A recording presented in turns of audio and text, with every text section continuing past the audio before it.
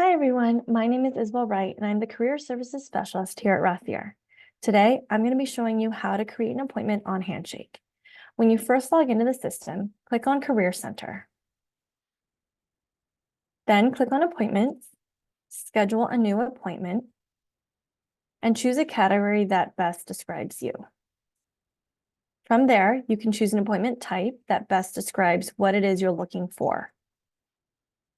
Then you can select a time and date based on your availability and select an appointment medium, and then answer the next 4 questions on how we can help you, how you heard about us, what you hope to receive from this career appointment, and any other information on the type of positions you might be pursuing. Then you click request, and from there you should receive an email on reminding you on when the appointment is. If you have other questions, you can visit this link on how to request an appointment with your career center. This is also found in the resource library section of Handshake. So that would be located in Career Center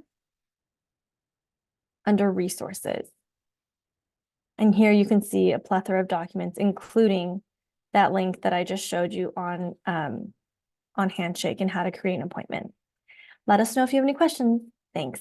Take care. Bye.